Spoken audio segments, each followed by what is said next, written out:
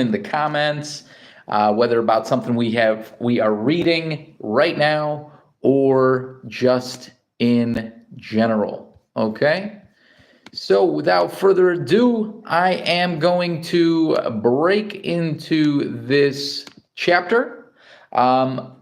Master Key to Riches by Napoleon Hill is the book we're reading. It is a really good book. It's one of Napoleon Hill's first books, and we are reading Chapter 9, Applied Faith. Faith is a royal visitor that enters only the mind that has been properly prepared for it, the mind that has been set in order through self-discipline. In the fashion of all royalty, faith commands the best room. No, the finest suite in the mental dwelling place. It will not be shunted into servants' quarters, and it will not associate with envy, greed, superstition, hatred, revenge, vanity, doubt, worry, or fear. Get the full significance of this truth, and you will be on the way to an understanding of that mysterious power which has baffled scientists down through the ages. Then you will recognize the necessity for conditioning your mind through self-discipline before expecting faith to become your permanent guest. Recalling the words of the sage Concord Ralph Waldo Emerson, who said, "In every man there is something wherein I may learn of him, and in that I am his pupil." I shall now introduce a man who has been a great benefactor of mankind, so that you may observe how one goes about the conditioning of his mind for the expression of faith. Let him tell his own story. During the Great Depression, which began in 1929, I took a postgraduate course in the University of Hard Knocks, the greatest of all schools. It was then I discovered a hidden fortune which I possessed but had not been using. I had the discovery one morning when a notice came that my bank had closed its doors, possibly never to be reopened again. For it was then that I began to take inventory of my intangible, unused assets. Come with me while I describe what the inventory revealed. Let us begin with the most important item on the list, unused faith. When I searched deeply into my own heart, I discovered despite my financial losses, I had an abundance of faith left in infinite intelligence and faith in others. With this discovery came another of still greater importance, the discovery that faith can accomplish that which not all the money of the world can achieve. When I possessed all the money I needed, I made the grievous error of believing money to be a permanent source of power.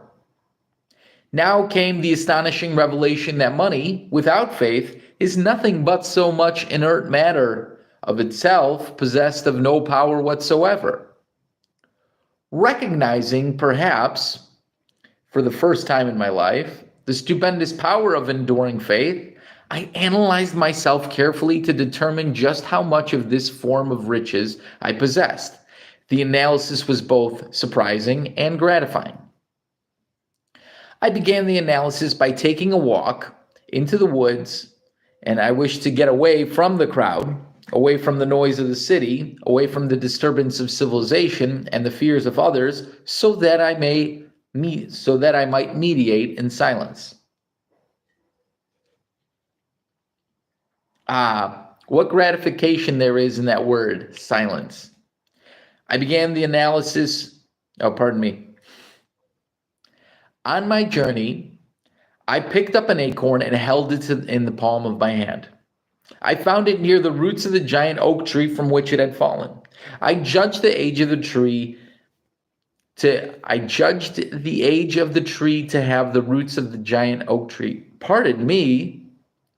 Any error in this book that I'm reading, I appreciate in like to you so that you can have an epiphany yourself. Honestly, the point of this book and most books I say is you get information from what you're reading, the specific actual words, and you get information from the frequency of which Either they're being told or they were being written as well. Anyway, I appreciate you and I wish you all the best. And as I stood there looking at the great tree, a little bit earlier, aren't we? On my journey, I picked up an acorn and held it in the palm of my hand. I found it near the roots of the giant oak tree from which it had fallen. I judged the age of the tree to have been so great that it must have been a fair-sized tree when George Washington was a small boy. Huh. As I stood there looking at the great tree and its small embryonic offspring, which I held in my hand, I realized that the tree had grown from a small acorn. I also realized that all those on this planet could not have managed to build such a tree. I was conscious of the fact that some form of intangible intelligence created the acorn from which the tree grew and caused the acorn to germinate and begin its climb up from the soil of the earth. Then I realized that the greatest powers are the intangible powers, and not those which consist in bank balances or material things. I picked up a handful of black soil and covered the acorn with it. I held in my hand the visible portion of the substance out of which that magnificent tree had grown. At the root of the giant oak, I plucked a fern. Its leaves were beautifully designed. Yes, designed. And I realized as I examined the fern that it too was created by the same intelligence which had produced the oak tree. I continued my walk in the woods until I came to a running brook of clear, sparkling water. By this time, I was tired. So I sat near the brook to rest and listen to its rhythmic music as it danced on its way back to the sea. The experience brought back memories of my youth. I remembered playing a similar brook. I remembered playing by a similar brook. As I sat there listening to the music of the water, I became conscious of an unseen being, an intelligence, which spoke to me from within and told me the enchanting story of the water, and this is the story it told.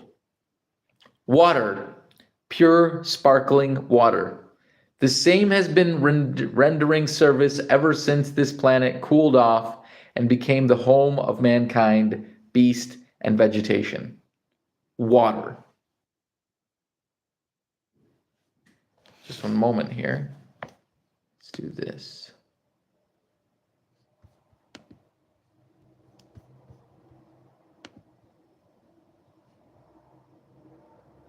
Just trying something out here.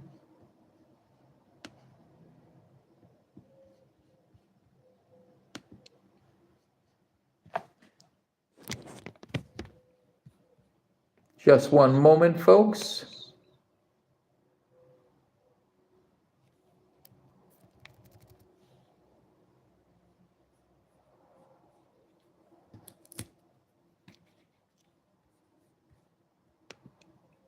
Hello, hello, hello.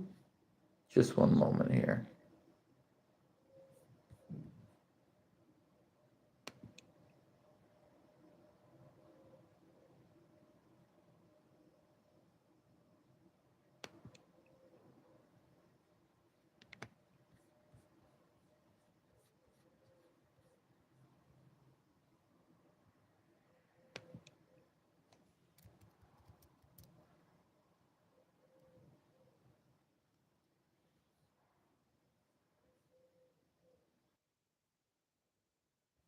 Hello, hello.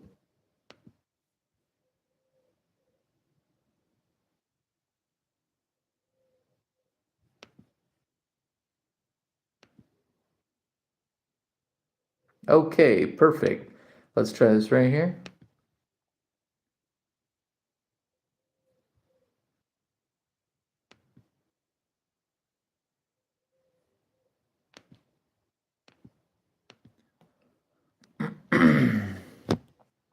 And we're going to jump right in here to the middle of this chapter, Applied Faith.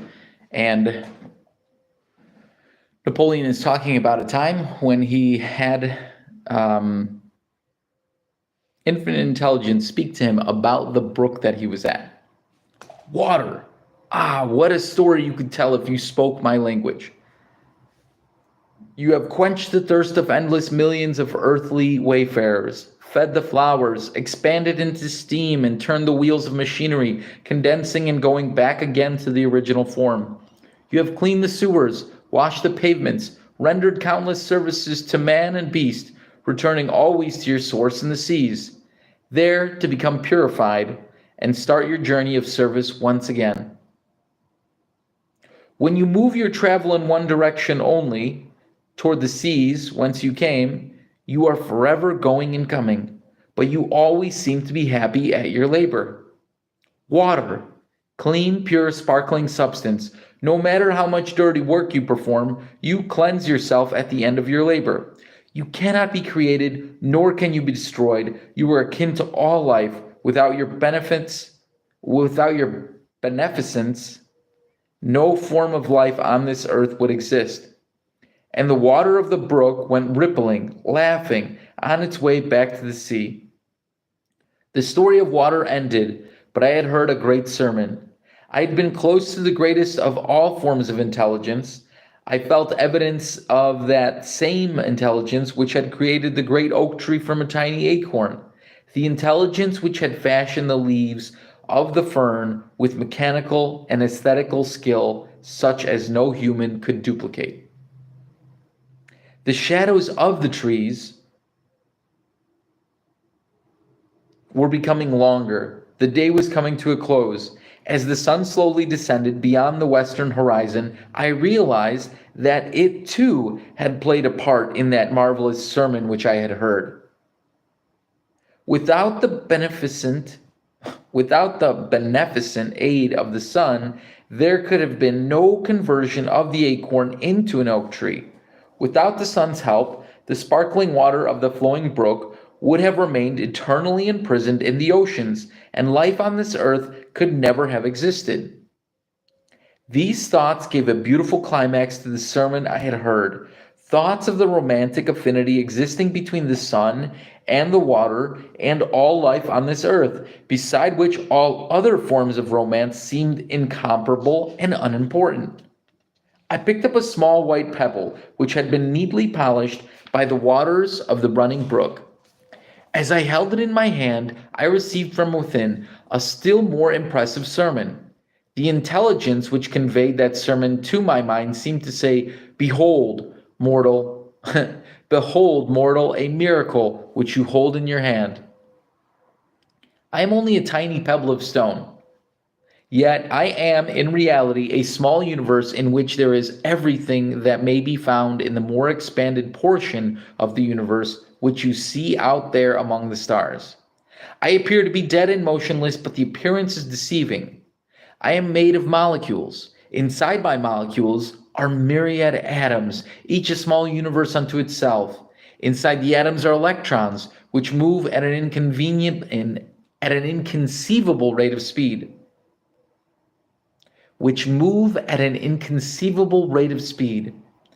I am not a dead mass of stone, but an organized group of units of ceaseless energy. I appear to be a solid mass, but the appearance is an illusion. For my electrons are separated one from another by a distance greater than their mass. Study me carefully, humble earthly wayfarer, and remember that the great powers of the universe are the intangibles, that the values of life are those which cannot be added by bank balances. The thought conveyed by that climax was so illuminating that it held me spellbound, for I recognized that I held in my hand an infinitesimal, how do you say this one? Infinitesimal. The thought conveyed by that climax was so illuminating that it held me spellbound, for I recognized that I held in my hand an infinitesimal portion of the energy which keeps the sun, the stars, and the earth, on which we live for a brief period, in their respective places in relation to one another. Meditation revealed to me the beautiful reality that there is law and order in the small confines of a tiny pebble of stone. I recognized that within the mass of that tiny pebble, the romance and the reality of nature were combined. I recognized that within that small pebble, fact transcended fancy.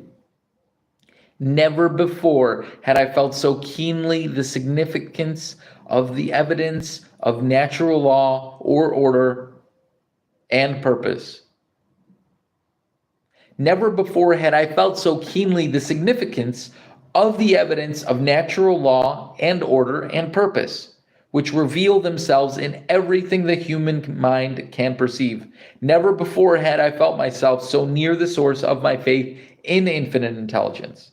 It was a beautiful experience out there in the midst of Mother Nature's family of trees and running brooks, where the very calmness of the surroundings bade my weary soul be quiet. Gosh darn it. I'll have a sip of this coffee. Oh man, that's good. I got some coffee, got tea over here with Santa Claus. You might be asking, both? I like both. I like the flavor of every sip of coffee, especially when it's nice and hot and fresh. And a nice cup of Earl Grey. Oof, either or. And both have caffeine, which is the main reason why I'm drinking them here, isn't it?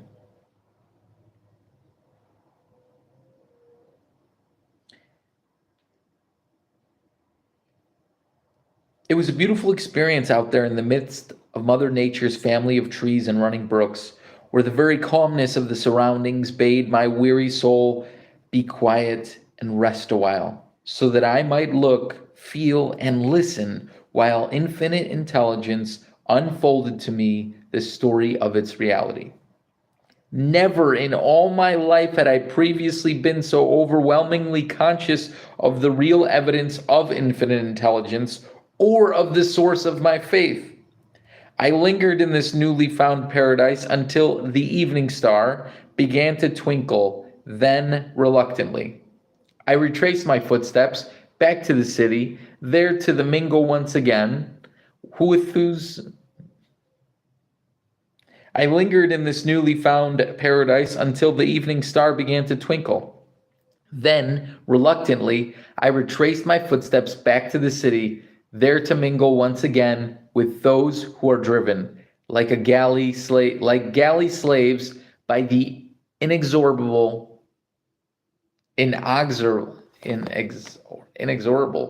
like galley slaves by the inexorable.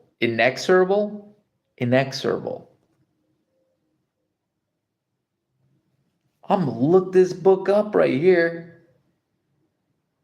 I'm gonna look this book up with this definitions. Inexorable.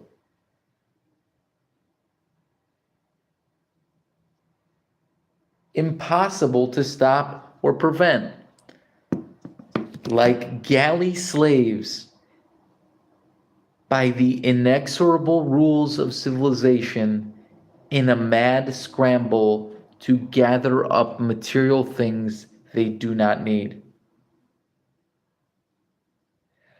I lingered in this newly found paradise until the evening star began to twinkle.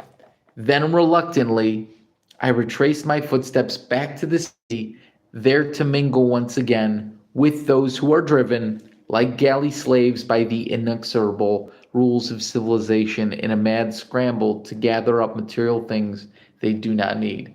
Dang! I was going to say damn, but then I stopped myself. That is intense right there. That makes quite a bit of sense, to be fair. I am now back in my study with my books and my typewriter, on which I am recording the story of my experience, but I am swept by a feeling of loneliness and a longing to be out there by the side of that friendly brook, where only a few hours ago I had bathed my soul in the satisfying realities of infinite intelligence. I know that my faith in infinite intelligence is real and enduring. It is not a blind faith. It is one based on close examination of the handiwork of infinite intelligence, and as such, has been expressed in the orderliness of the universe. I had been looking in the wrong direction for the source of my faith. I had been seeking it in human deeds, in human relationships, in bank balances and material things. I found it in a tiny acorn, a giant oak tree, a small pebble or stone, the leaves of a simple fern, the soil of the earth, in the friendly sun, which warms the earth and gives motion to the waters, in the evening star, in the silence and calm of the great outdoors. Holy cow, I just realized like you can have this experience with people, but it's more easily accessible in nature. Dude, no wonder. But when they say when two or more meet in his kind or something, and I am moved to suggest that infinite intelligence reveals itself through silence more readily than through the boisterousness of people's struggles in their mad rush to accumulate material things. Wow. My bank account vanished, my bank collapsed, but I was richer than most millionaires because I had discovered a direct approach to faith. With this power behind me, I can accumulate other bank balances sufficient for my needs.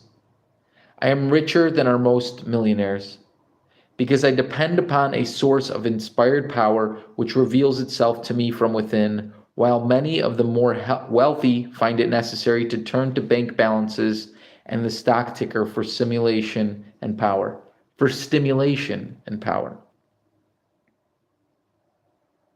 I am richer than our most millionaires because I depend upon a source of inspired power which reveals itself to me from within, while many of the more wealthy find it necessary to turn to bank balances and the stock ticker for stimulation and power. My source of power is as free as the air I breathe and as limitless. To avail myself of it, I have only to turn on my faith, and this I have in abundance. Thus, once again, I learned the truth that every adversity carries with it the seed of an equivalent benefit. My adversity cost me my bank balance. It paid off through the revelation of the means to all riches. Stated in his own words, you have the story of a man who has discovered how to condition his mind for the expression of faith. Stated in his own words, okay.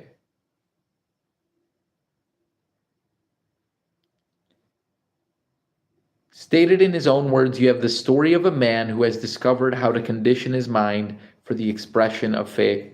And what a dramatic story it is. Dramatic because of its simplicity. Here is a man who found a sound basis for an enduring faith, not in bank balances or material riches, but in the seed of an oak tree, the leaves of a fern, a small pebble, and a running brook. Things everyone may observe and appreciate. But his observation of these simple things led him to recognize that the greatest powers are intangible powers, which are revealed through the simple things around us. I have related this man's story as I wish to emphasize the manner in which one may clear his mind, even in the midst of chaos and insurmountable difficulties, and prepare it for the expression of faith. The most important fact the story reveals is this: when the mind has been cleared of a negative mental attitude, the power of faith moves in and begins to take possession. Surely no student of this philosophy will be unfortunate enough to miss this important observation. Wow. As I was reading that, I imagined the rising sun, like in every morning, if you start there pre-sunrise. Dang, I'm telling you, when you read these books, you're getting information from the actual words as they are said, and that helps you develop, or you are getting information from within your mind and the frequency that's collaborating within the words that are being spoken, which usually is the foundation of which they were written into the book with. That's what it is. I have related this man's story as I wish to emphasize the manner in which one may clear his mind, even in the midst of chaos and insurmountable difficulties, and prepare it for the expression of faith. The most important fact the story reveals is this: when the mind has been cleared of a negative mental attitude, the power of faith moves in and begins to take possession. Surely no student of this philosophy will be fortunate enough to miss this important observation.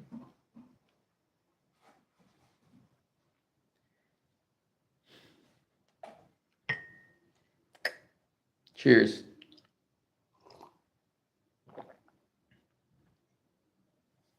An analysis of faith. Let us turn now to an analysis of faith. Although we must approach this subject with full recognition that faith is a power that has defied the analytic powers of the entire scientific world. Faith has been given fourth place.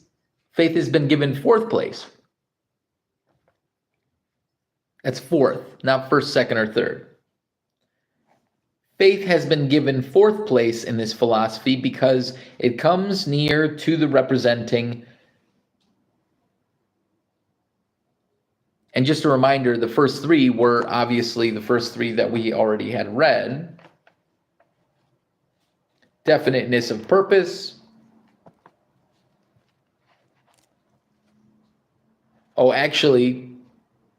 Definiteness of purpose, the habit of going the extra mile, love, the true emancipator of mankind,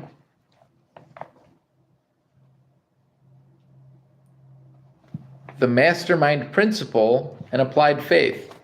Well, I'm not sure which one of those doesn't actually get a mention. Maybe love is just in general. We'll get to this at the end of the book. But yeah. Well, here we're going to read it right here, aren't we? Faith has been given fourth place in this philosophy because it comes near to representing the fourth dimension, although it is presented here for its relationship to personal achievement. I can get that, and I can get behind it. Faith is a state of mind that might properly be called the mainspring of the soul, through which one's aims, desires, and purposes may be translated into their physical or financial equivalent.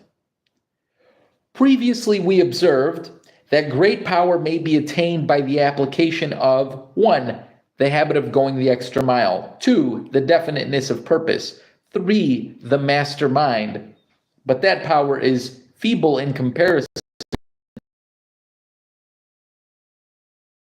to faith. We have already observed that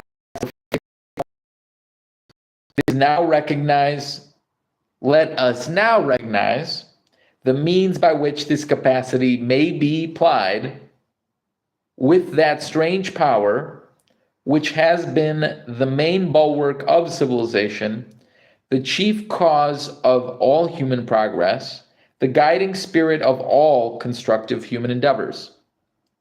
Let us remember at the outset of this analysis that faith is a state of mind which may be enjoyed only by those who have learned the art of taking full and complete control of their minds.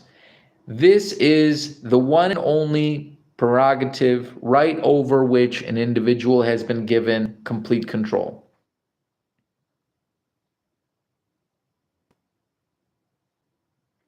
This is the one and only prerogative right over which an individual has been given complete control. Faith expresses its powers only through the mind that has been prepared for it. But the way of preparation is known and may be attained by all who desire to find it. The fundamentals of faith are these. A. Definiteness of purpose, supported by personal initiative or action. Yeah, you definitely need to support it with personal initiative, actually acting. B, the habit of going the extra mile in all human relationships. C, A mastermind alliance with one or more people who radiate courage based on faith and who are suited spiritually and mentally to one's needs in carrying out a given purpose. D. A positive mind free from all negatives such as fear, envy, greed, hatred, jealousy, and superstition. A positive mental attitude is the first and most important of the 12 riches. E. Recognition of the truth that every adversity carries with it the seed of an equivalent benefit, that temporary defeat is not failure until it has been accepted as such. F. The habit of affirming one's definite major purpose in life in a ceremony of meditation at least once daily. G. Recognition of the existence of infinite intelligence, which gives orderliness to the universe, that all individuals are minute expressions of this intelligence. G. Recognition of the existence of infinite intelligence, which gives orderliness to the universe, that all individuals are minute expressions of this intelligence, and the individual mind has no limitations except those which are accepted and set up by the individual in his or her own mind. H. A careful inventory in retrospect of one's past defeats and adversities, which will reveal the truth that all such experiences carry the seed of an equivalent benefit. I. Self-respect expressed through harmony with one's own conscience. J. Recognition of the oneness of all humankind. That's the truth. These are the fundamentals of major importance which prepare the mind for the expression of faith. Their application calls for no degree of superiority, but application does call for intelligence and a keen thirst for truth and justice. Faith fraternizes only with the mind that is positive. It is the élan vital that gives purpose, inspiration, and action to a positive mind. It is the power that causes a positive mind to act as an electromagnet, attracting to it the exact physical counterpart of the thought it expresses. Faith gives resourcefulness to the mind, enabling the mind to make grist of all that comes to its mill. It recognizes favorable opportunities in every circumstance of one's life, whereby one may attain the object of faith, going so far as to provide the means by which failure and defeat may be converted into success of equivalent dimensions. Faith enables all humans to penetrate deeply into the secrets of nature and to understand nature's language as it is expressed in all natural laws. Frickin' frack. I usually cuss, but I guess you're not supposed to cuss.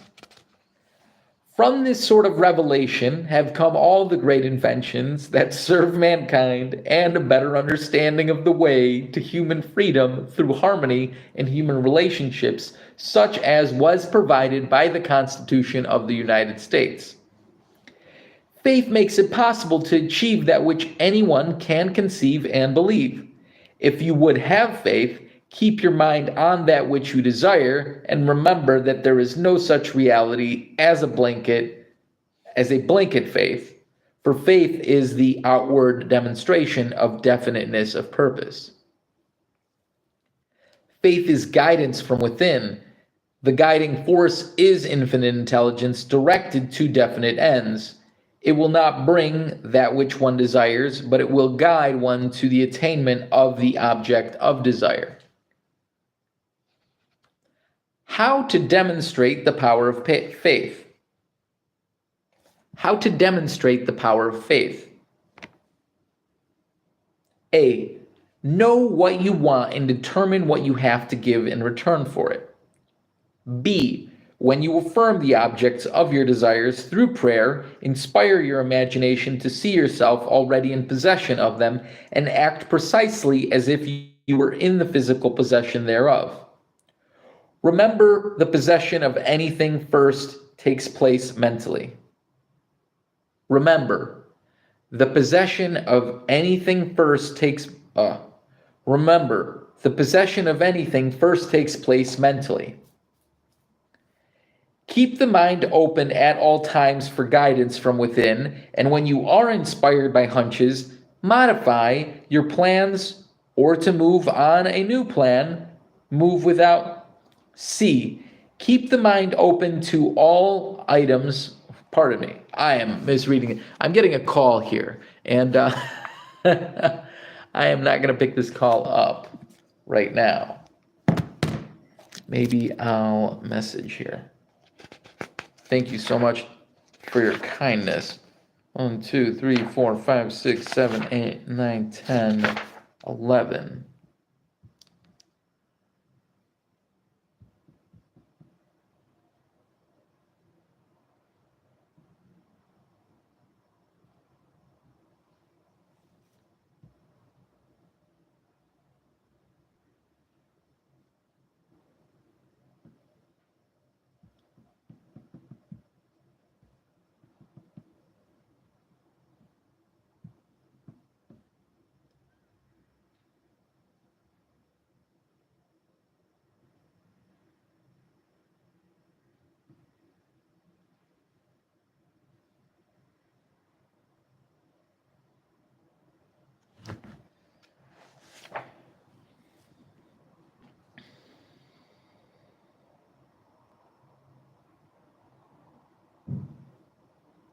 C. Keep the mind open at all times for guidance from within, and when you are inspired by hunches, to modify your plans or to move on a new plan. Move without hesitancy or doubt. D. When overtaken by temporary defeat, as you may be overtaken many times, remember that one's faith is tested in many ways, and your defeat may be only one of your testing periods. Therefore, accept defeat as an inspiration to greater effort and carry on with belief that you will succeed. E. Any negative state of mind will destroy the capacity for faith and result in a negative climax of any affirmation you may express. Your state of mind is everything, therefore, take possession of your mind and clear it completely of all unwanted interlopers that are unfriendly to faith, and keep it cleared no matter what may be the cost in effort. F. Learn to give expression to your power of faith by writing out a clear description of your definite major purpose in life and using it as the basis of your daily meditation. G. Associate with your definite major purpose as many as possible of the 9 basic motives described previously. H. Write out a list of all the benefits and advantages you expect to derive from the attainment of the object of your definite major purpose, and call these into your mind many times daily, thereby making your mind success conscious. This is commonly called autosuggestion. I. Associate yourself as far as possible with people who are in sympathy with your definite major purpose, people who are in harmony with you, and inspire them to encourage you in every way possible. J. Let not a single day pass without making at least one definite move toward the attainment of your definite major purpose. Remember, faith without works is dead. I'm going to reread. J. Let not a single day pass without making at least one definite move toward the attainment of your definite major purpose. Remember, faith without works is dead. Yes, that is 100% certain. I have a comment that I put out all the time. As long as you keep moving forward, you will attain what you want to attain. Do not stop. And as long as you do one productive thing moving you forward towards where you're trying to get to, you're good. I say it all sorts of ways, but I mean, this came up yesterday on YouTube as well. One of my videos resurfaced, and It's just common sense. Well, in some respect. But you have to have that definite major purpose. And sometimes, if you don't have one written down, maybe you already know that you just are moving towards your consistent ideal. You should probably have it written down. But if you clearly have it written in your mind's eye entirely, then that might be enough.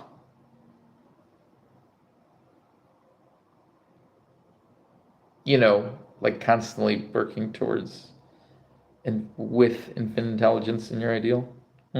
Okay, choose some prosperous person of self-reliance and courage as your pacemaker. And make up your mind not only to keep up with that person, but to exceed that person. Do this silently without mentioning your plan to anyone. Boastfulness will be fatal to your success, as faith has nothing in common with vanity or self-love. L. Surround yourself with books, pictures, wall mottos, and other suggestive reminders of self-reliance founded upon faith as it has been demonstrated by other people, thus building around yourself an atmosphere of prosperity and achievement. This habit will bring stupendous results. M. Adopt a policy of never evading or running away from unpleasant circumstances, but recognize such circumstances and build a counterattack against them right where they overtake you. You will discover that recognition of such circumstances without fear of their consequences is 9/10 of the battle in mastering them. You will discover that recognition of such circumstances. M.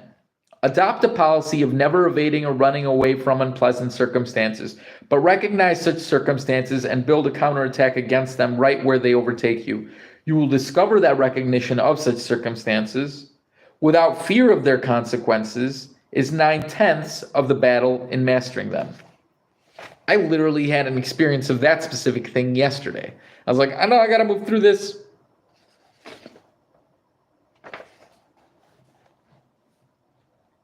And I just went through it, and it was actually way better than anticipated. It's so funny. Just sit there in it. Just do it and sit there in it. And recognize the truth that everything worth having has a definite price. The price of faith, among other things, is eternal vigilance in carrying out these simple instructions. Your watchword must be persistence. There are the steps that lead to the development and the maintenance of a positive mental attitude, the only one in which faith will abide. They are steps that lead to riches of both mind and spirit, as well as riches of the purse. Fill your mind with this kind of mental food. These are the steps by which the mind may be prepared for the highest expressions of the soul. The key to every man, said Emerson, is his thought. That is true. Every person today is the result of his thoughts of yesterday. The morning after the Great Chicago Fire had laid waste to the business portion of the city, Marshall Field went down to the site where the day before his retail store had stood. All around him were groups of other merchants whose stores had also been destroyed. He listened in on their conversations and learned that they had given up hope, and many of them had already decided to move further west and start over again. Calling the nearest groups to him, Field said, "Gentlemen, you may do as you please, but as for me, I intend to stay right here. Over there, where you see the smoking remains of what was once my store, shall be built the world's greatest retail store. The store that Mr. Field built on faith." Dang, I just imagine, of course, it'd be so easy. Hold on. Got it. Okay, perfect. I was just checking something here. Of course, the whole thing burns down. People are going to move west, because there's nothing here. Meanwhile, he's like, dude, all the people that have to stay here and cannot move west will need something. I'm going to start picking up every useful thing I have. A lot of it's going to be free because a lot of you guys are leaving it.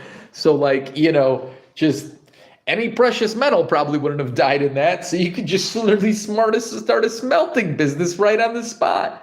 But he would literally, like, just go a little bit outside of the city and then just go to the rural area and, get the fabrics and whatnot and start selling shirts. Like, what? To conceive, wow, it's just, we constantly are evolving in thought. Because imagine, people then must have just been really stupid. Why wouldn't you just start cleaning up and just create the most incredible community? Unless this is all a joke, this story, but I'm pretty sure it wasn't. Well, to some extent, because Mr. Field obviously, he was just talking with some of the business people. And maybe they were like, you know what? I don't want to deal with this. I already have a house further on down. I'm going to go over there and then do something there. Anyway, the store that Mr. Field built on faith still stands on that spot in Chicago, kinda, in some respects. Well, since I already started, I'll talk about it. Then Macy's bought it about 10 years ago. It's 2025 right now, so maybe 15 or 12 to 17 years anyway ago. And obviously Macy's is becoming bankrupt now too, right? Just in respect, Sears then started smashing after that, and they were all about direct sales, like sending catalogs to home. You could buy a book. You could, in their magazine, which is a thin book, right?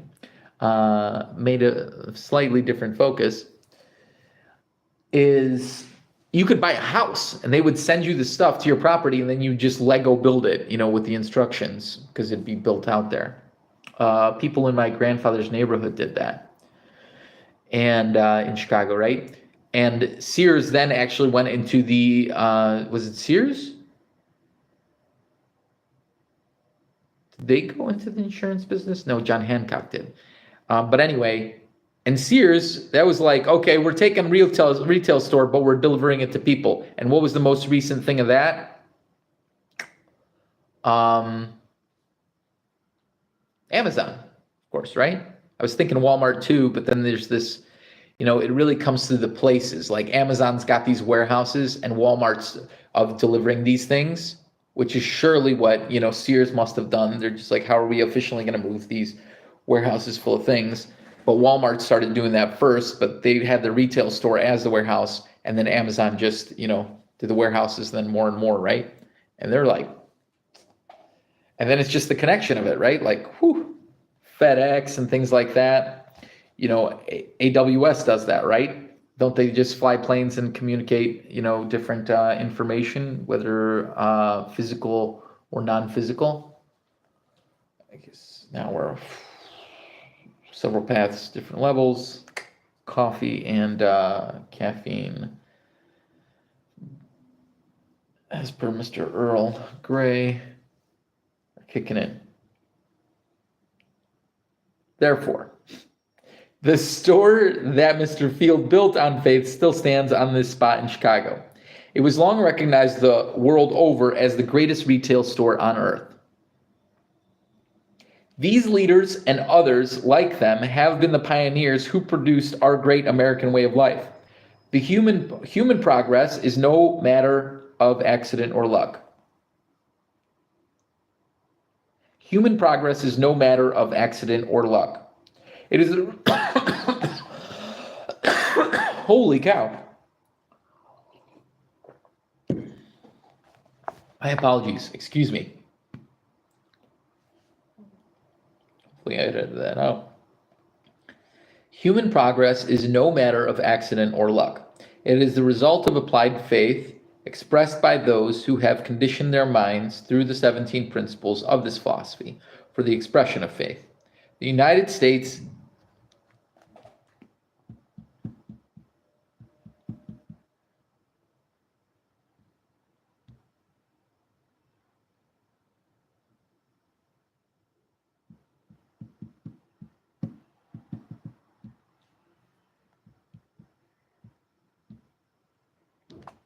The United States is a nation founded on faith and maintained by faith. Moreover, it provides all the essentials that inspire faith, so that the humblest citizen may attain the highest ambitions of heart and soul. Therefore, our nation is justly known as the land of opportunity, the richest and the freest nation of the world. All freedom and riches have their roots in an abiding faith. And though faith is the one power which defies scientific analysis, the procedure by which it may be applied is simple and within the understanding of the humblest. Thus, it is the common property of all. All that is known of this procedure has been simply stated, and not a single step of it is beyond the reach of the humblest person. The importance of a positive mental attitude. Again, they're bringing it up. Perfect. Faith begins with definiteness of purpose functioning in a mind that has been prepared for it by the development of a positive mental attitude. Faith begins with definiteness of purpose functioning in a mind that has been prepared for it by the development of a positive mental attitude. It attains its greatest scope of power by physical action directed toward the attainment of a definite purpose. All voluntary physical action is inspired by one or more of the 9 basic motives. It is not difficult for one to develop faith in connection with the pursuit of one's desires. Let someone be motivated by love and see how quickly this emotion is given wings. For action through faith. And action in pursuit of the objective of that love quickly follows. The action becomes a labor of love, which is one of the 12 riches. Let someone set his or her heart upon the accumulation of material riches and see how quickly every effort becomes a labor of love. The hours of the day are not long enough for the needs of such a one, and even though one labors long, fatigue is softened by the joy of self-expression, which is another of the 12 riches. Thus, one by one, the resistance of life fade into nothingness for the purpose who has prepared his or her mind for self-expression through faith. Success becomes inevitable. Joy crowns every effort. There is no time or inclination for hatred. There is no time or inclination for hatred. Harmony in human relationships comes naturally. Hope of achievement is high and continuous, for that person is already possession of the object of a definite purpose. Intolerance has been supplanted by an open mind, and self-discipline becomes as natural as the eating of food. That person understands people because he or she loves them, and because of this love is willing to share blessings. That person knows nothing of fear, for all those fears have been driven away by faith. That's how the 12 riches becomes one's own. And I'm going to repeat that paragraph. And self-discipline becomes as natural as the eating of food. I'm going to repeat maybe several levels higher. Yeah.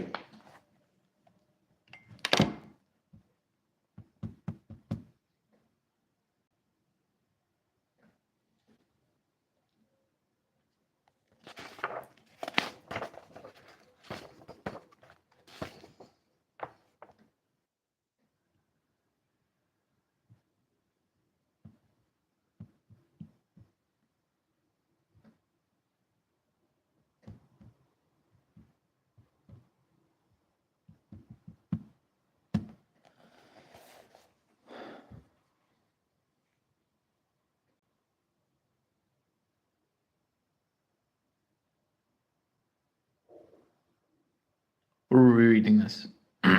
We're rereading this. The importance of a positive mental attitude. Gosh. All right, I'm going to reread this title one more time.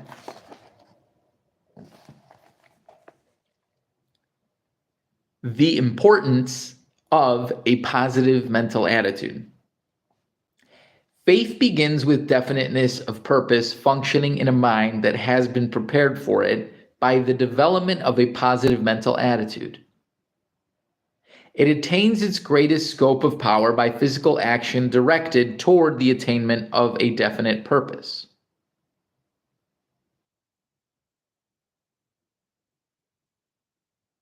All voluntary physical action is inspired by one or more of the 9 basic motives. It is not difficult for one to develop faith in connection with the pursuit of one's desires. Let someone be motivated by love and see how quickly this emotion is given wings for action through faith. And action in pursuit of the objective of that love quickly follows. The action becomes a labor of love, which is one of the 12 riches. Let someone set his or her heart upon the accumulation of material riches and see how quickly every effort becomes a labor of love.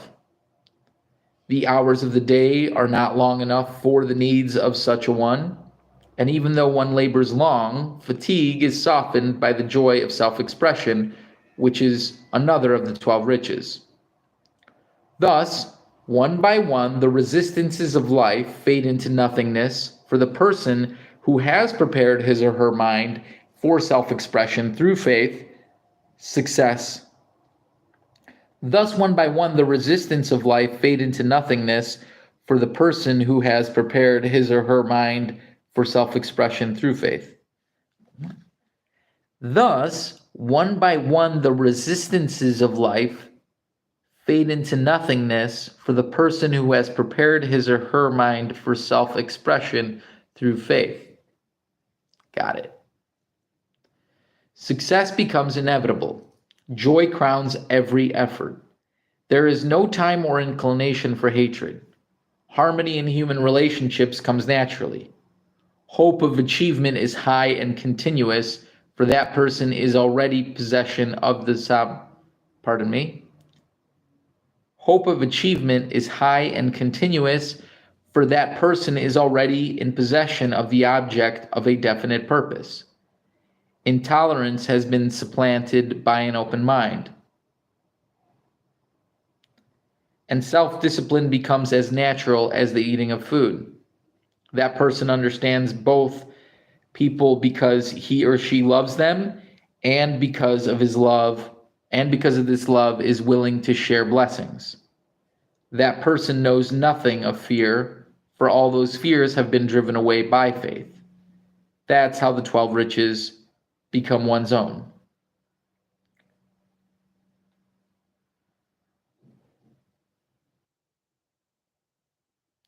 Thus, one by one, the resistances of life fade into nothingness. Let someone set his or her heart upon the accumulation of material riches and see how quickly every effort becomes a labor of love. The hours of the day are not long enough for the needs of such a one, and even though one labors long, fatigue is softened by the joy of self-expression, which is another of the 12 riches. Thus, one by one, the resistances of life fade into nothingness for the purpose. Thus, one by one, the resistances of life fade into nothingness for the person who has prepared his or her mind for self-expression through faith. Success becomes inevitable. Joy crowns every effort. There is no time or inclination for hatred. Harmony in human relationships comes naturally. Hope of achievement is high and continuous, for that person is already in possession of the object of a definite purpose. Intolerance has been supplanted by an open mind. A self-discipline becomes as natural as the eating of food. That person understands people because he or she loves them, and because of this love is willing to share blessings. That person knows nothing of fear, for all those fears have been driven away by faith.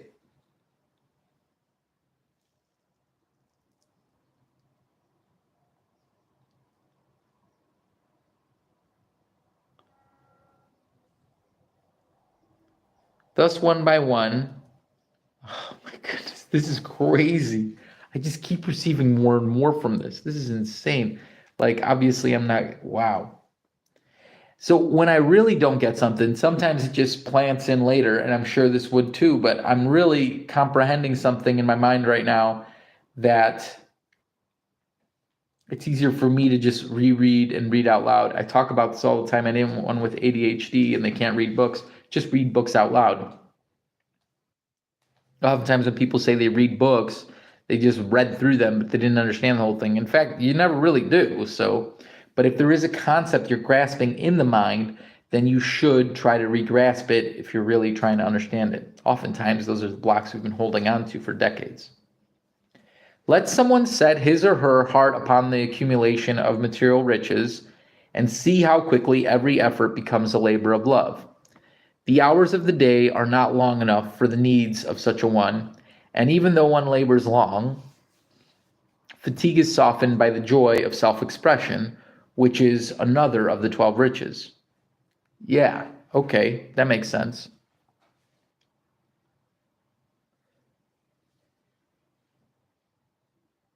Because,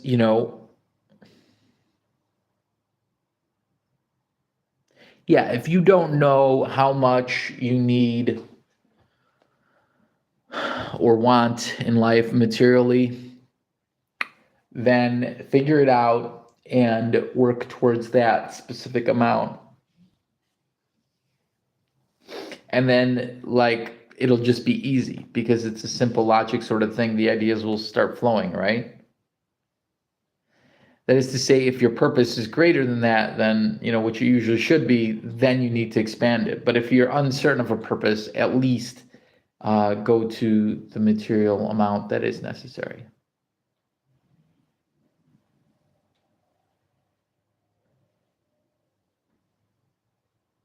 Because really the main thing is you need to self-express, right?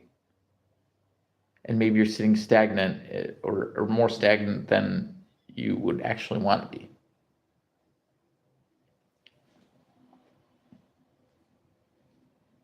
Let someone set his or her heart upon the accumulation of material riches and see how quickly every effort becomes a labor of love. The hours of the day are not long enough for the needs of such a one, and even though one labors long, fatigue is softened by the joy of self-expression, which is another of the 12 riches. Thus, one by one, the resistances of life fade into nothingness for the person who has prepared.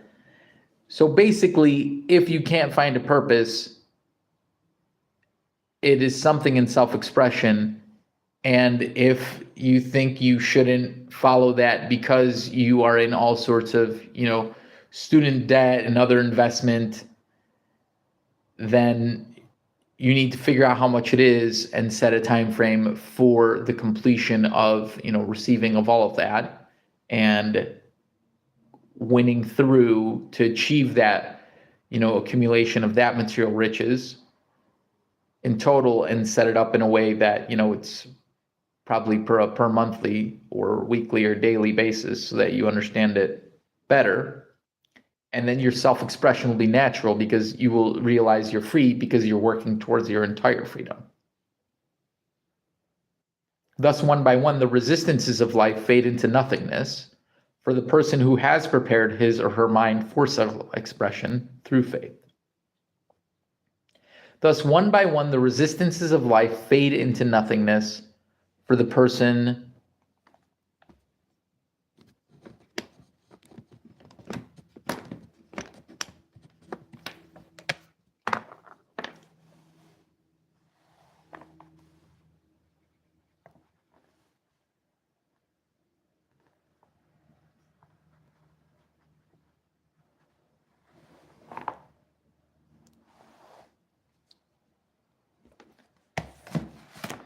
Thus, one by one, the resistances of life fade into nothingness for the person who has prepared his or her mind for self-expression through faith.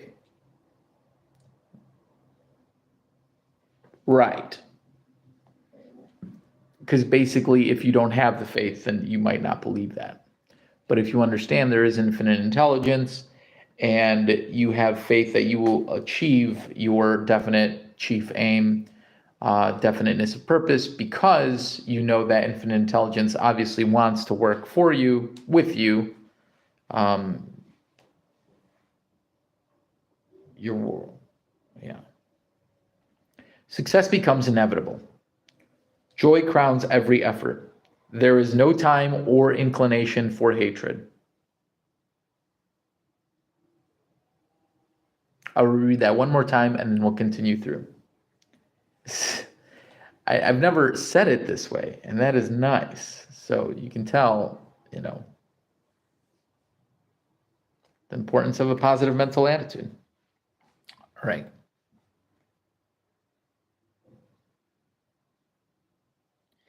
Faith begins with definiteness of purpose, functioning in a mind that has been prepared for it by the development of a positive mental attitude.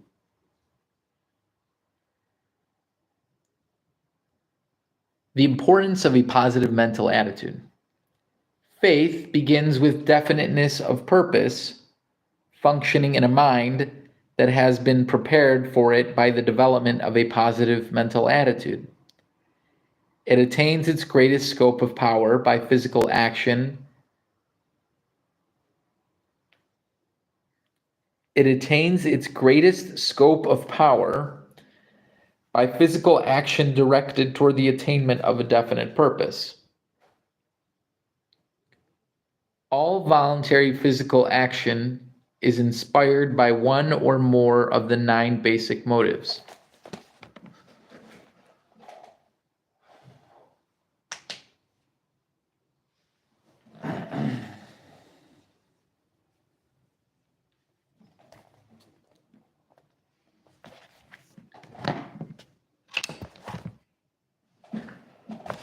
Whew.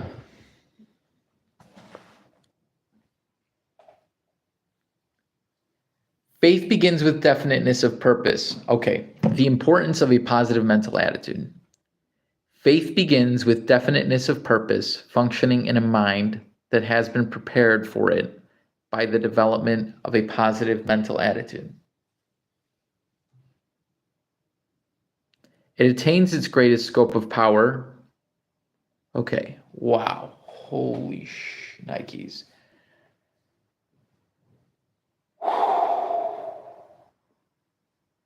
This is something that I know, but there's some block that this lifetime I'm experiencing because I've developed it clogging in and maybe other lifetimes, and I need to repeat this till it is fully embedded. Maybe yourself as well. Anyway, applied faith is such a deep chapter.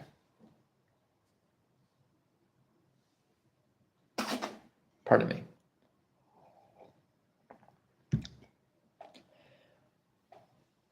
Faith begins with definiteness of purpose, functioning in a mind that has been prepared for it by the development of a positive mental attitude.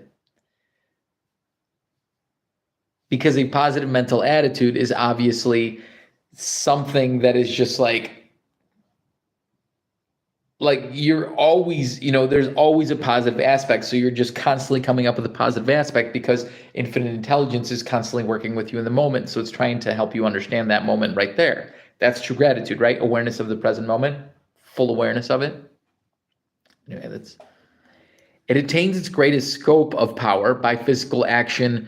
It attains its greatest scope of power by physical action directed toward the attainment of a definite purpose.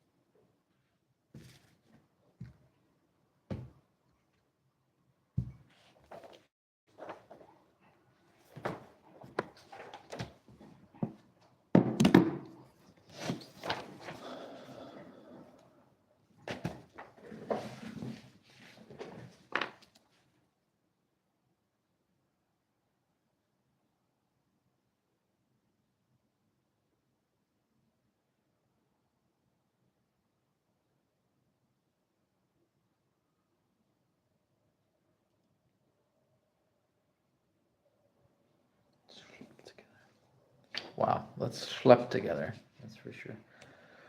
Holy crap.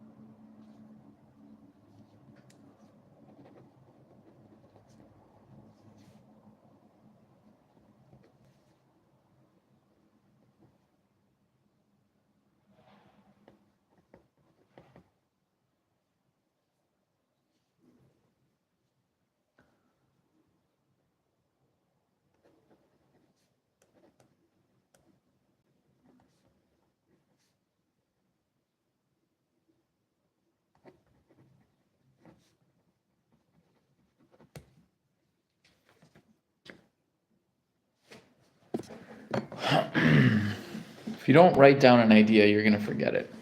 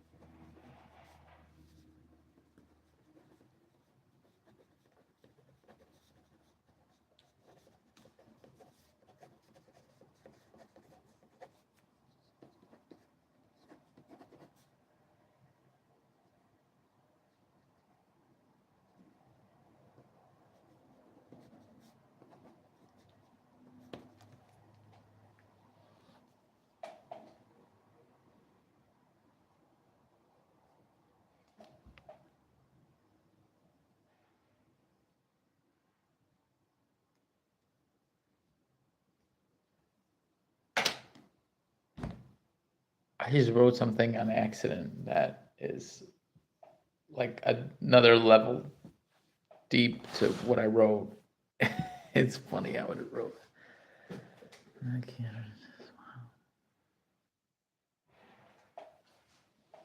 I am the key to riches. That's a thought there.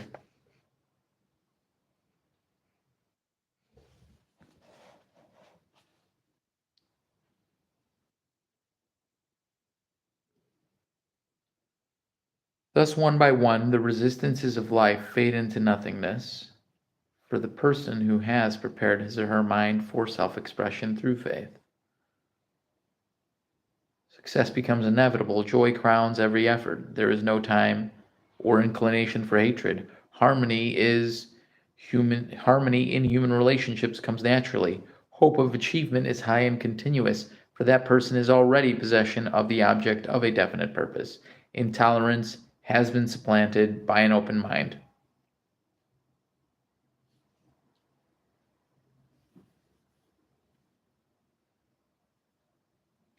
And self-discipline becomes as natural as the eating of food. That person understands people because he or she loves them, and because of this love is willing to share blessings. That person knows nothing of fear, for all those fears have been driven away by faith. That's how the 12 riches become one's own. Faith is an expression of gratitude for the human being's relationship to the Creator. Fear is an acknowledgement of the influences of evil, and it connotes a lack of belief in the Creator. The greatest of life's riches consists in the understanding of the 4 principles I have mentioned. These principles are known as the Big Four of this philosophy because they are the warp. These principles are known as the Big Four of this philosophy because they are the warp and the woof and the major foundation stones of the master key to the power of thought and the inner secrets of the soul. Use this master key wisely, and you shall be free.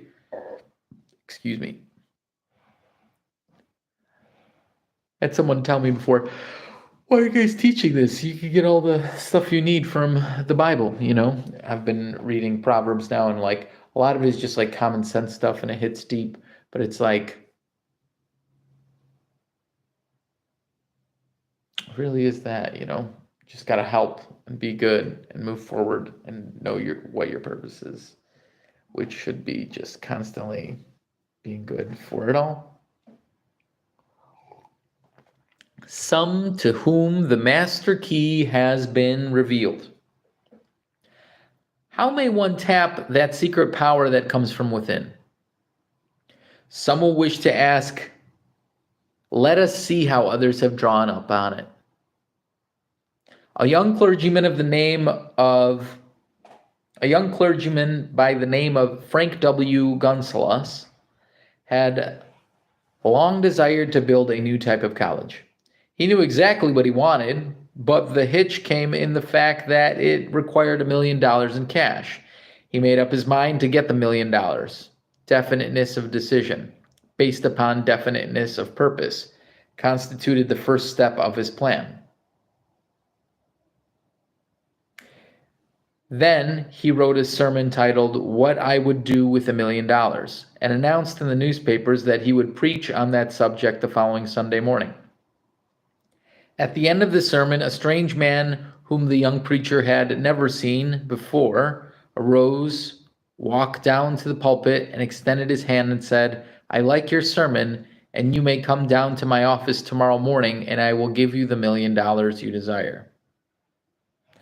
The man was Philip D. Armour, the packing house founder of Armour and Company. His gift was the beginning of the Armour School of Technology, one of the great schools of the country. What went on in the mind of the young preacher that enabled him to contact the secret power available through the mind of human beings is something we can only make conjectures about, but the modus operandi by which that power was stimulated was applied faith.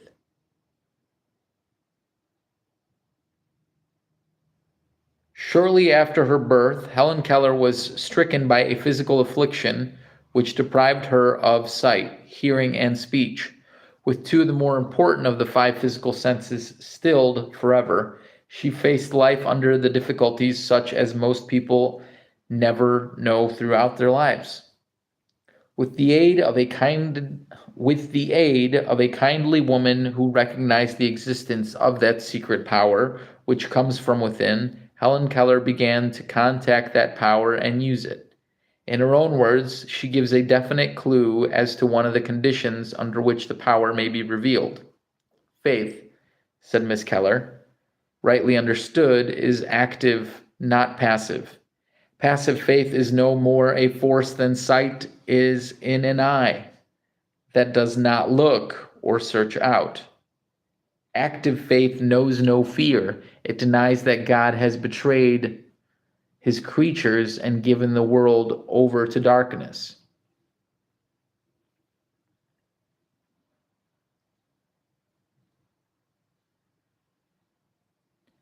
It denies despair.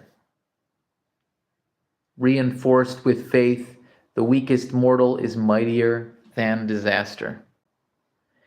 Faith backed by action was the instrument with which Miss Keller bridged her affliction so that she was restored to a useful life. Through applied faith, she learned to speak. Through her faith, she substituted the sense of touch to do the work of the sense of hearing and the sense of sight, thus proving that no matter how great may be one's physical handicaps, there always is a means by which they may be eliminated or bridged.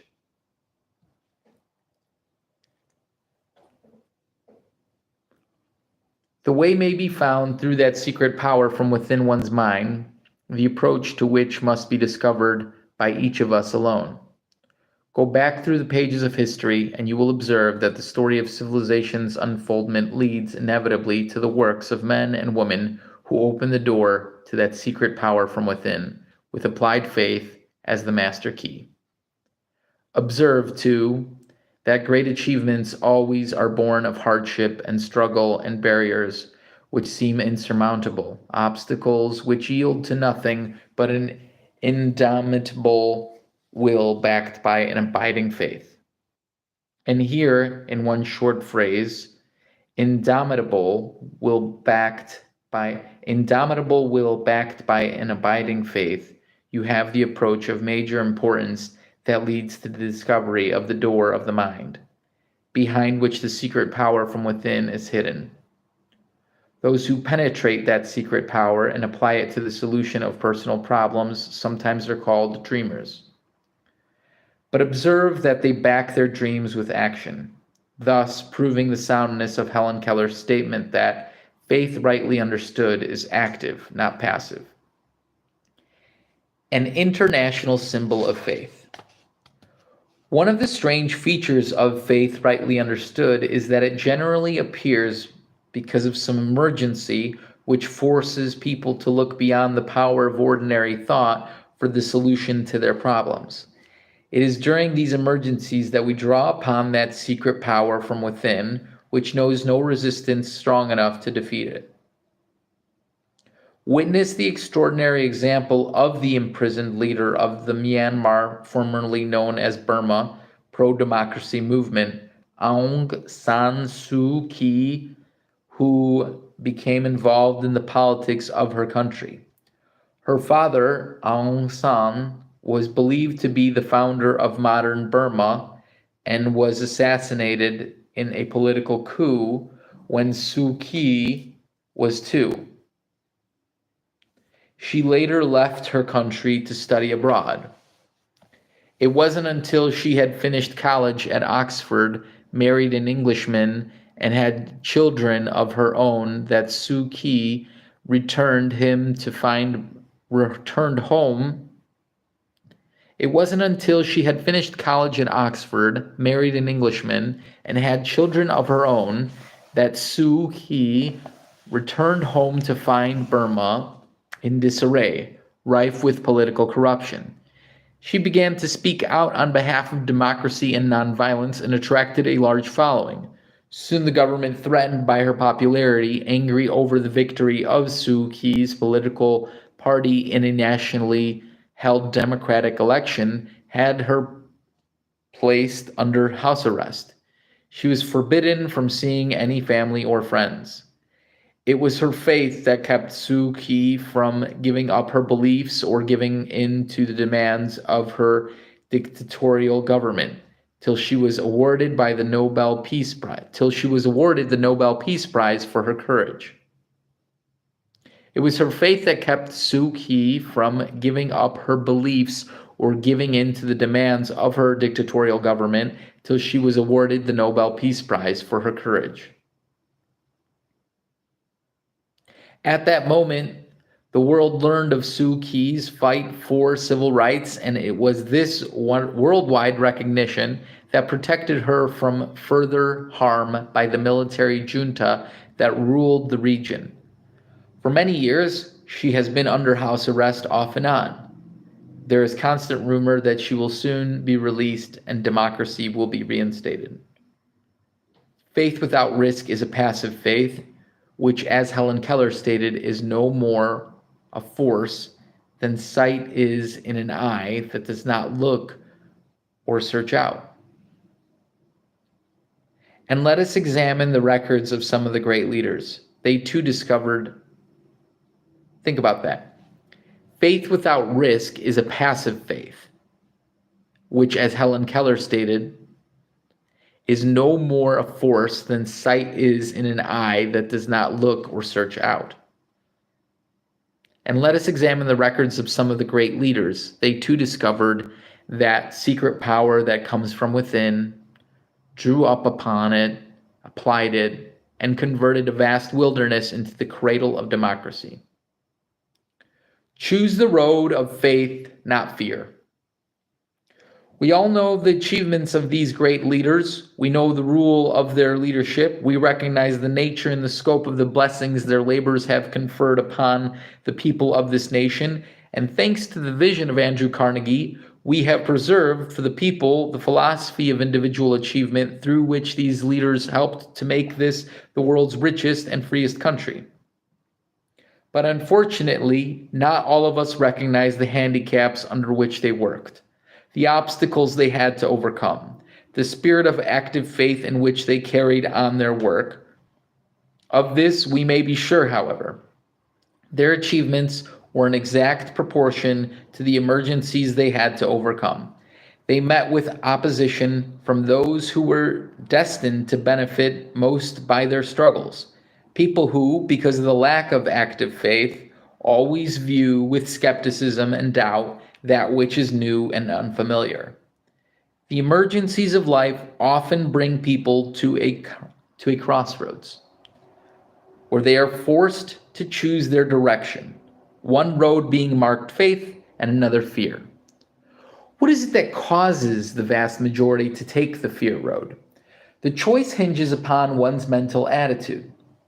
The person who takes the faith road has conditioned the mind to believe, conditioned it little at a time by making prompt and courageous decisions in the details of daily experiences. The person who takes the fear road has neglected to condition the mind to be positive. In Washington, a man sits in a wheelchair with a tin cup and a bunch of pencils in his hands, gaining a meager living by begging. The excuse for his begging is that he lost the use of his legs. His brain has not been affected. He is otherwise strong and healthy, but his choice led him to accept the fear road when a dreaded disease overtook him, while his mind atrophies through disuse. Wow. He's otherwise strong and healthy. The excuse for his begging is that he lost the use of his legs. His brain has not been affected. He is otherwise strong and healthy, but his choice led him to accept the fear road when a dreaded disease overtook him, while his mind atrophies through disuse. In another part of the same city was another man who was afflicted with the same handicap. He too had lost the use of his legs, but his reaction to his loss was far different. When he came to the crossroads at which he was forced to make a choice, he took the faith road, and it led straight to the White House and the highest position within the gift of the American people. I am speaking, of course, of Franklin Delano Roosevelt, that which he lost through incapacity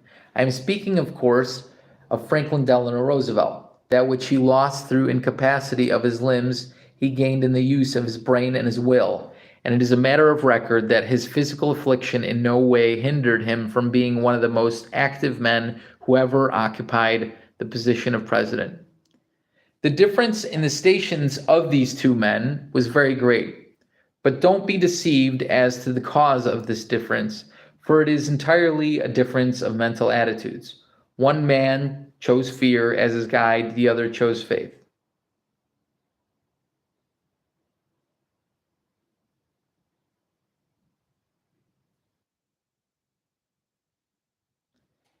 And when you come right down to the circumstances which lift some to high stations in life and condemn others to poverty, the likelihood is that their widely separated positions reflect their respective mental attitudes.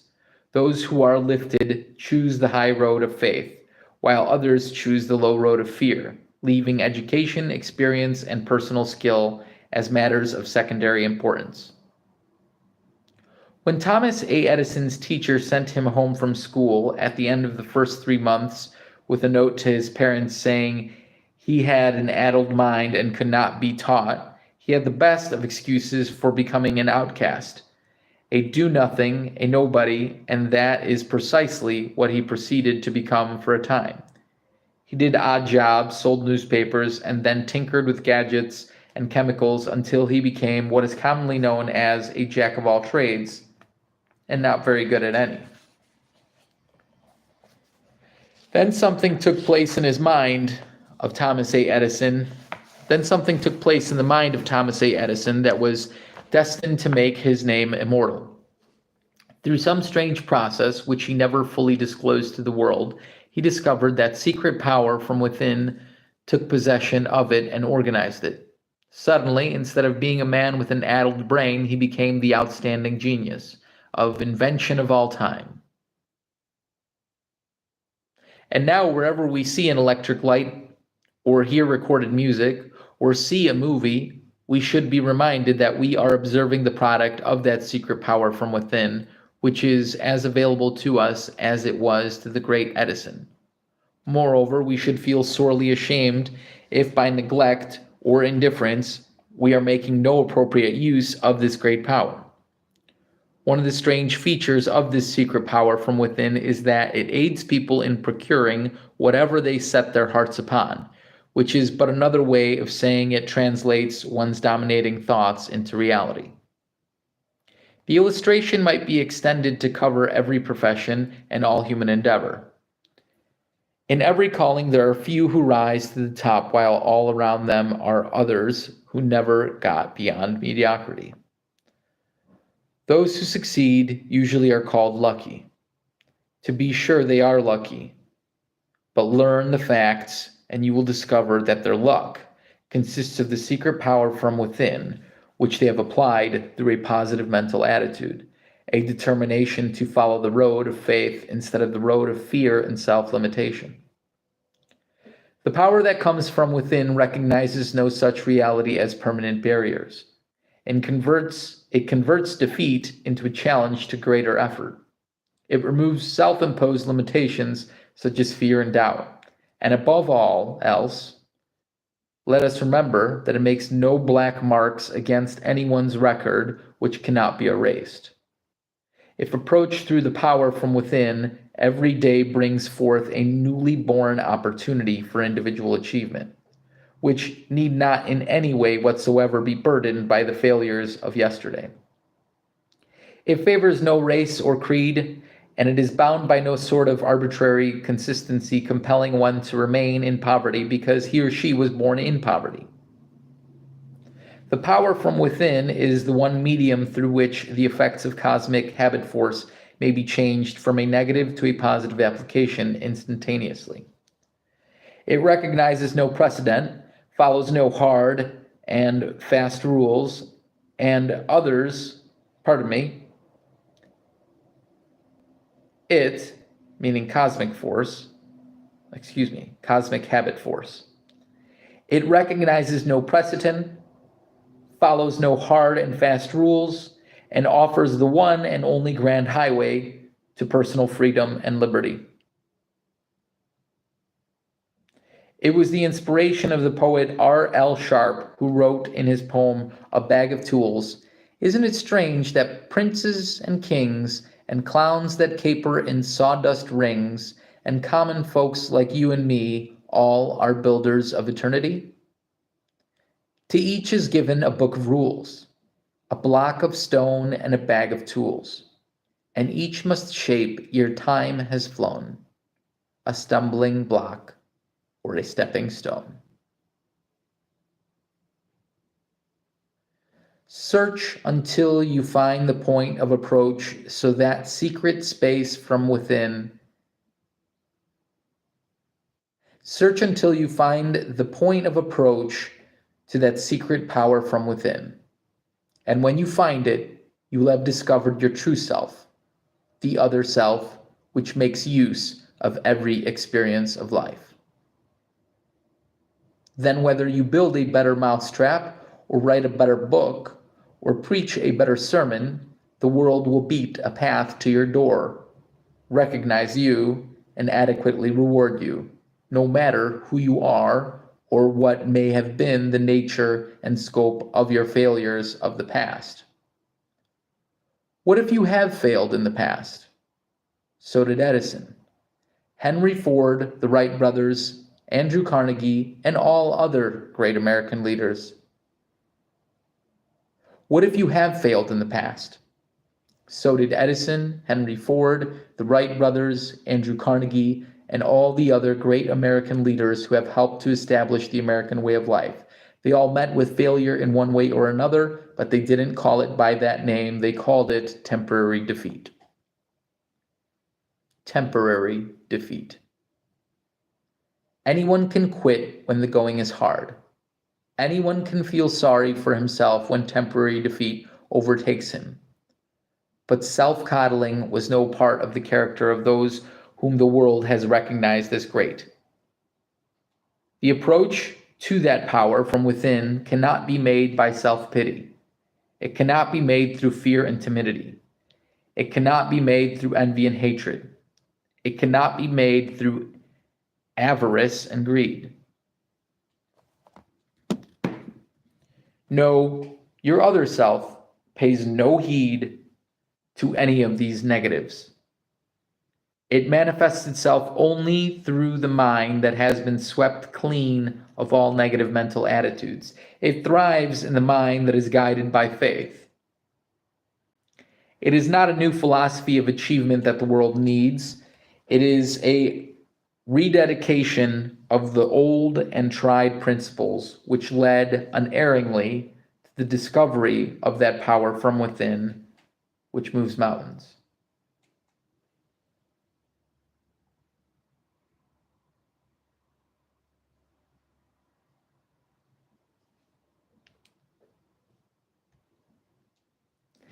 It is not a new philosophy of achievement that the world needs. It is a rededication of the old and tried principles which led unerringly to the discovery, it is not a new philosophy of achievement that the world needs. It is a rededication of the old and tried principles which led unerringly to the discovery of that power from within which moves mountains. The power that has brought forth great leaders in every walk of life and in every generation is still available. The power that has brought forth great leaders in every walk of life and in every generation is still available.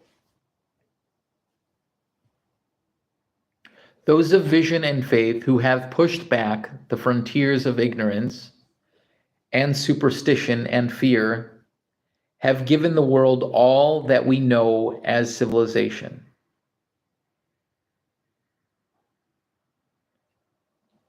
Those of vision and faith who have pushed back the frontiers of ignorance and superstition and fear have given the world all that we know as civilization.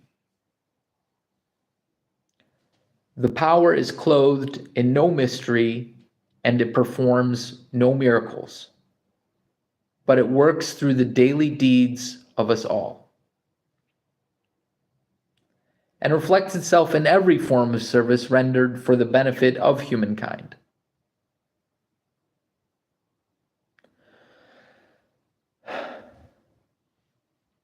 The power is clothed in no mystery and it performs no miracles, but it works through the daily deeds of us all and reflects itself in every form of service rendered for the benefit of humankind.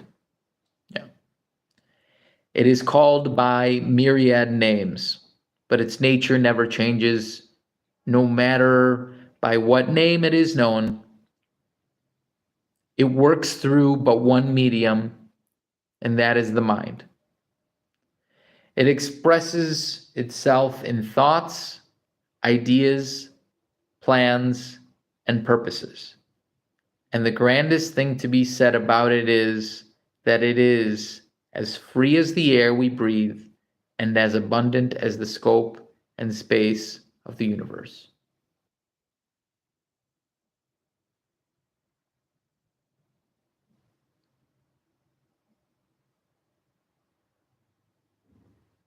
That's pretty cool. Well, heck, I appreciate you for being here, listening to this, commenting, liking, and or subscribing, but specifically putting any questions here so we can answer them later. I hope you have a great day, and I am looking forward to reading Chapter 10, which is the next chapter, The Law of Cosmic Habit Force. Probably tomorrow, but maybe today because this is so good. So keep an eye out. And we'll be reading Chapter 10 next, so subscribe so that, you get this. Or just either way, I hope you have the best day ever because it all works well. Anyway, one last thing.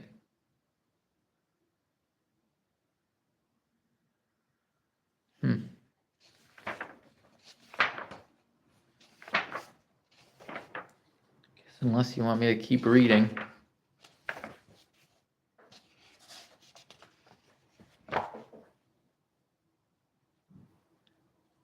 I'm going to have to start another stream for this next chapter.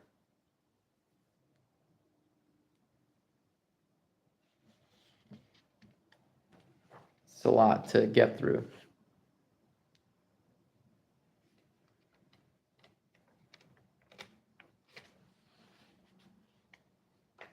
Let's see.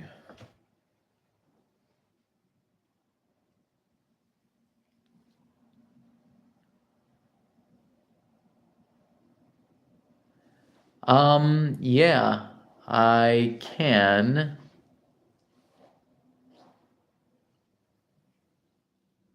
Read Man's Search for Meaning. I just don't have it right now. Can I read it for you next or another time? If you pay attention, I can read that, and my lives are always popping up. So only got about 120 pages left of this book, and I will read Man's Search for Meaning next. So that sounds to me like 4 or 5 days from now, and I'll do my best to get that copy of that book. And then just, obviously, if we're connected, you'll be able to see it. If you read such book, people would love to listen like an audiobook. Yeah.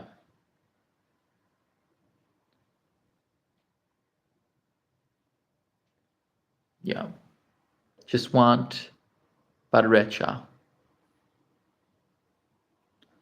Yeah, well, I appreciate you, saying that and giving me that insight.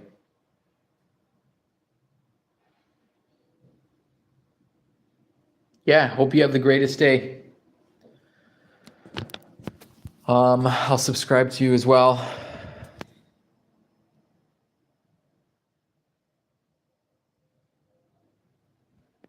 Save your name, as long as your name is searchable like that.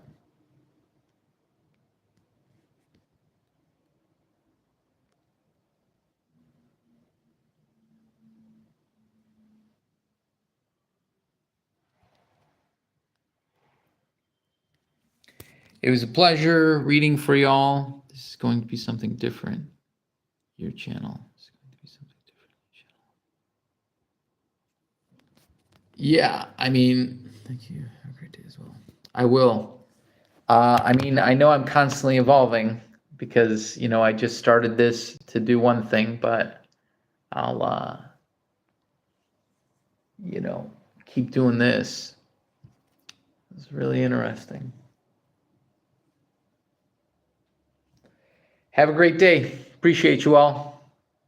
Hey, that's literally, so much of a benefit.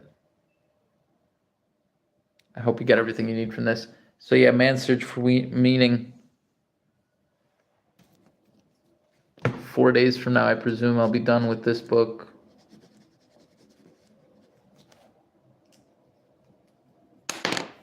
So Friday, Saturday, Sunday, Monday, Friday, Saturday. So I guess Monday or Tuesday I'll be reading that. Maybe sooner. Peace. Appreciate you, man. I'm going to find you now. Thank you, by the way, so much for being so kind.